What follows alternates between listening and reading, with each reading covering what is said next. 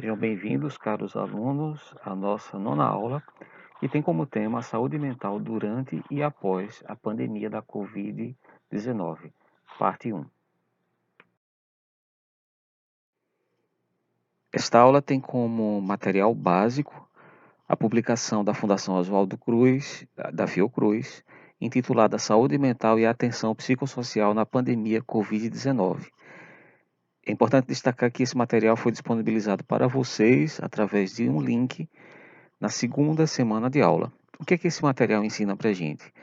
Que os fatores que influenciam o impacto psicossocial estão relacionados à magnitude da epidemia, no nosso caso da pandemia, e o grau de vulnerabilidade em que a pessoa se encontra no momento.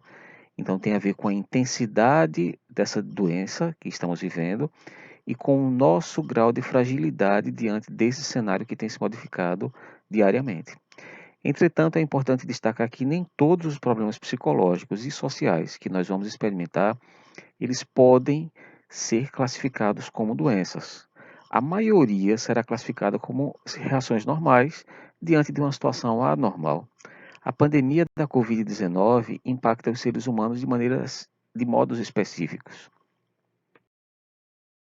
O que é que esse material nos orienta quando ele trata especificamente das reações comportamentais que tendem a se manifestar neste momento? Ele fala que nós teremos alterações ou distúrbios do apetite, alterações ou distúrbios do sono, nós vamos vivenciar possivelmente conflitos interpessoais. Na verdade, nós já vivenciamos uma série dessas reações que estão listadas neste material de referência. Tem também algumas questões que são importantes que esse texto nos apresenta. Nós pensamos de maneira recorrente sobre a epidemia, sobre a saúde da nossa família e sobre o medo da morte, sobre o medo do morrer, sobre o medo do adoecimento. Existem estratégias de cuidado psíquico em situações de pandemia e essas estratégias não são difíceis ou impossíveis de serem empregadas no nosso cotidiano, de serem utilizadas e desenvolvidas e colocadas em ação no nosso dia a dia. Reconhecer e acolher seus receios e medos, procurando pessoas de confiança para conversar.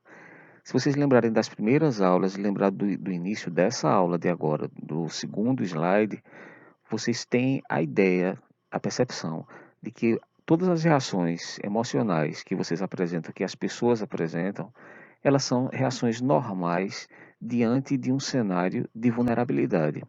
Essas reações não são extraordinárias. Nós tivemos todas elas em algum momento na nossa vida, nós vamos de algum modo passar ou vivenciá-las novamente.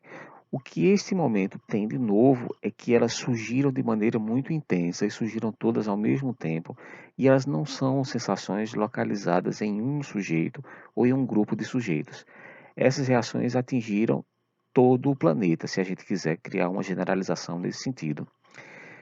Então é interessante que a gente pense que essas reações não são reações exatamente extraordinárias, elas são humanas, elas não indicam exatamente um processo de adoecimento, embora elas possam sim, se permanecerem de maneira cada vez mais intensa, levar a uma forma ou algumas formas de adoecimento psíquico que a gente vai tratar numa próxima aula. Mas o que é fundamental é perceber essas emoções como algo humano, perceber essas emoções como passíveis de serem experimentadas por nós, perceber as emoções, as sensações que nem sempre nós temos clareza sobre elas, como legítimas. Entre essas estratégias de cuidado psíquico em situações de pandemia, nós vamos encontrar outras que esse documento, que essa referência nos apresenta. Retomar estratégias e ferramentas de cuidado que tenha usado em momentos de crise ou sofrimento e ações que trouxeram a sensação de maior estabilidade emocional. Então, voltar a tentar praticar atividades ou ter comportamentos que sejam de fato positivos e produtivos na nossa vida. A ideia é tentar buscar no nosso repertório, no nosso conjunto de saberes pessoais, quais são as ideias, quais são os pensamentos, quais são as atividades, as ações e comportamentos que fazem com que você fique mais tranquilo. Esse documento ele apresenta uma série de outras recomendações e nós vamos continuar percorrendo elas. Entre as recomendações, o documento faz um destaque para uma delas. Manter ativa a rede socioafetiva, estabelecendo contato, mesmo que virtualmente, com familiares, amigos e colegas. Evitar o uso de tabaco, álcool e outras drogas para lidar com as emoções. Buscar um profissional de saúde quando as estratégias que são apresentadas aqui, que são utilizadas comumente por você e por seu grupo de referência, não surtirem o efeito adequado, não te estabilizarem emocionalmente. Reduzir o tempo que passa assistindo ou ouvindo coberturas midiáticas que podem, de algum modo, isso vai variar muito de pessoa para pessoa, aumentar a tua sensação de desconforto, trazendo mais ansiedade. Compartilhar as ações e estratégias de cuidado e solidariedade a fim de aumentar a sensação de pertencimento a um grupo ou de pertencimento a um contexto de conforto psicológico, de conforto social. Estimular o espírito solidário e incentivar a participação da comunidade. Se a gente pensar cada uma ação dessa, é possível também pensar o que a gente não deve fazer, o que a gente deveria ou que deve evitar. Propagar fake news, isso não deve ser feito. Valorizar canais que veiculam informação que não tem qualidade atestada, que de fato não é uma qualidade confiável. Essas estratégias podem ser utilizadas por nós podemos também disseminar essas estratégias multiplicando essa informação. Como foi apresentado no slide anterior, consta uma recomendação que caso essas estratégias que a gente empregue, que a gente ponha em movimento, que a gente multiplique, não surtam o efeito adequado, que é nos estabilizar emocionalmente, é necessário procurar ajuda especializada de profissionais de saúde mental. O que é esse slide? Apresenta para a gente, esse de agora. Alguns critérios para determinar se uma reação psicossocial considerada esperada está se tornando sintomática e precisará ser encaminhada. Quais seriam esses critérios para a gente observar? Se o sintoma que a gente tem é persistente, se ele não nos abandona, se ele permanece com a gente, se o nosso sofrimento é intenso, se a angústia é duradoura, se nós temos complicações associadas a esse cenário de angústia e de sofrimento. Uma complicação que precisa ser percebida e percebida com muito cuidado é se nós ou pessoas ligadas a gente apresentam uma ideia suicida. Infelizmente, essa temática ela pode ser e é muito delicada, mas a gente não pode fugir de abordá-la. O suicídio é uma experiência humana que atinge muita gente e que é necessário que a gente lance um olhar sempre muito cuidadoso e respeitoso para as pessoas que declaram que têm a intenção de praticá-lo. Então é preciso ter um cuidado também com esse aspecto. Comprometimento significativo do funcionamento social e cotidiano quando agora, ou especialmente, isso vale especialmente para o pós-pandemia, a gente não consiga retomar as atividades do cotidiano, como estudar, trabalhar, conviver socialmente, tá?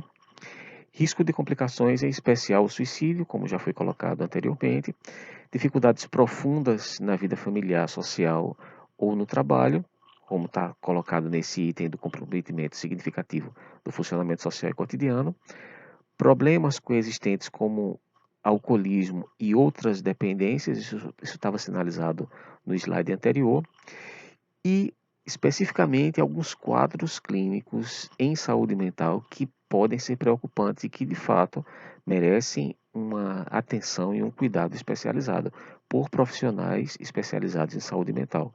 Quais seriam esses quadros clínicos? Depressão, psicose, transtorno pós-traumático, de estresse pós-traumático. Dois desses quadros clínicos nós vamos estudar com um pouquinho mais de detalhe na próxima aula, tá? Os transtornos psíquicos imediatos mais frequentes são os episódios depressivos e as reações de estresse agudo de tipo transitório.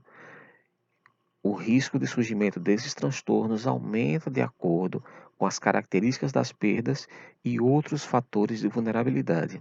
Então, quando alguém diz que a pandemia da Covid-19 ela é causada por esse vírus, pelo coronavírus, ele seria democrático, isso é uma interpretação bastante equivocada do que seja democracia. Não é democrático porque, sendo um fato biológico, ele atinge a todos, mas atinge a todos de maneira diferenciada. Então, numa democracia, eu tenho que ter a possibilidade de agir considerando as minhas diferenças e as diferenças dos outros, mas preservando e respeitando limites, liberdades e capacidade de reação. Alguns de nós, algumas populações não têm capacidade de reação adequada para lidar adequadamente com essa doença, a Covid-19. Então, alguns podem se proteger, de fato se isolar, outros, em função do seu trabalho, têm que se expor cotidianamente nas ruas. Então, isso não tem nada de democrático. Se eu posso tomar uma decisão, e eu posso tomar essa decisão com muita autonomia, isso não quer dizer que as outras pessoas na minha cidade, no meu bairro, ou mesmo na minha família, no meu círculo de amigos, tenham a mesma capacidade de decidir ficar em casa e decidir não ir trabalhar ou realizar um trabalho remoto, por exemplo. O que é que o texto quer dizer com características das perdas? Alguns de nós podem adoecer e alguns de nós podem perder porque algumas pessoas das famílias ou do círculo de amigos ou da vizinhança ou da comunidade podem morrer. Então essas perdas são muito delicadas, a gente não pode relativizar isso. Entre os efeitos tardios mais recorrentes estão um luto patológico, o que é isso? Se eu perco alguém, eu sofro um luto e esse luto é normal. Se esse luto persiste durante muito tempo, e se esse luto me traz prejuízos no sentido de eu não consigo mais me reconectar com a vida, então eu estou em um cenário de luto patológico, como se a minha vida de algum modo tivesse parado em função de uma perda objetiva, de uma perda evidente e concreta de um ente querido, por exemplo. Os outros efeitos tardios são depressão, transtorno de adaptação, manifestações de estresse pós-traumático e o abuso de álcool e outras drogas.